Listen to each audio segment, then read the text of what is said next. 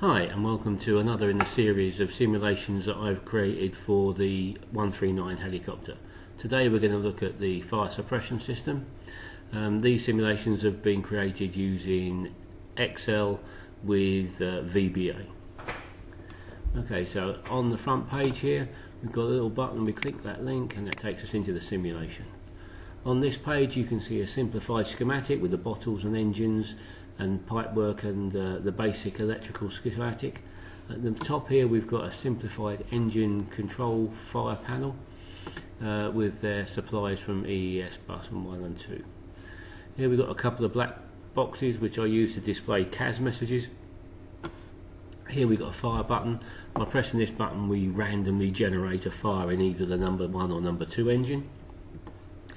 Below that we've got a drop down box and we can choose 1 or 2, so we can put the fire out on the first attempt, or if we're having a bad day we can simulate what happens if the fire doesn't go out and we have to use the second bottle.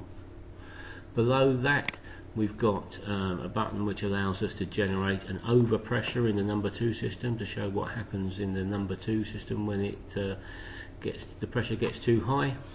Below that we've got a reset button which does exactly what it says on the tin and resets the program after we've had a fire or we've overpressurized the system. Below that we've got info button. If we press on that, like my other presentations, we get little information buttons come up with a picture of the component in that location. These ones I've added us further information, so there's some of the information from the AMM below on that. At the top of this one we should see the engine extinguisher panel, and again there's some information from the AMM below that. Okay, pressing the info button again switches that off, and then below that we've got the help button, and if we click on that it just tells us what each button does and reiterates what I've just said. Okay, so when we go back to the fire schematic itself, okay, we'll click on the fire button and generate a fire in one of the engines. Fire. Engine 2, fire. Okay, so you can see we've got a fire on the engine. The top half of the engine 2 panel has lit up. We've got an engine 2 fire caption on the CAS message. So the first thing we need to do is arm the system.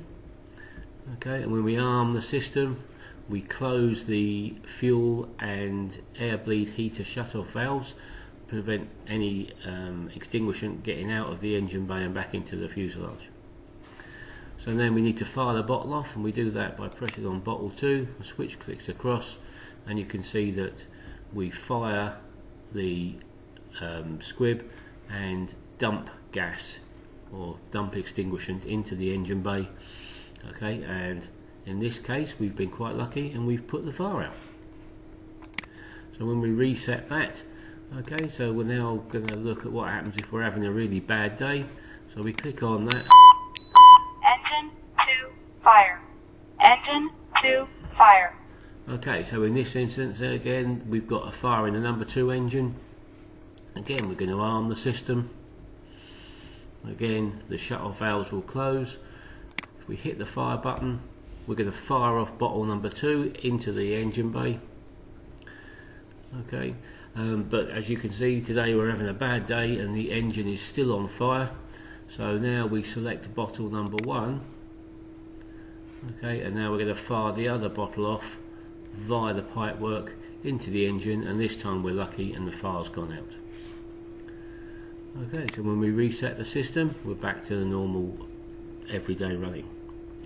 Okay, so now we're going to have a look at what happens when we generate an overpressure in one of the bottles in the number 2 side.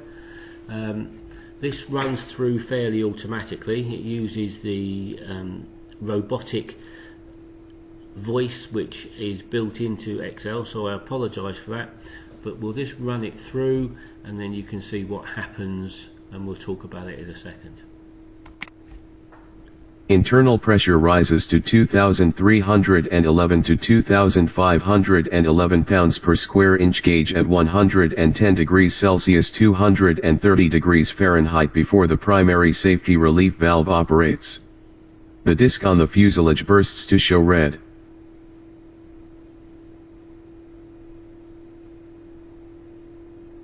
If primary valve fails, secondary valve will operate at 3,134 to 3,434 pounds per square inch gauge at 110 degrees Celsius 230 degrees Fahrenheit. Either secondary valve could open first, therefore allowing the gas to dump into either engine bay. Okay then, so what we saw there is as the pressure builds up and it gets into the low 2000s, hopefully the primary valve opens and dumps the gas overboard, turning the bursting disc from green to red. Failing that, if the pressure continues to build, then the secondary valves built into the squibs, okay, well, one of those will open in the low 3000 psi range, and depending on which one opens, it will dump the extinguishant into either of the engine bays. Okay then, so that's my simulation of the fire suppression system. I hope you found it interesting. I'm currently working on upgrading and updating my landing gear one, which will be the next one that I put onto the YouTube site. Thanks for watching. I hope you enjoyed it.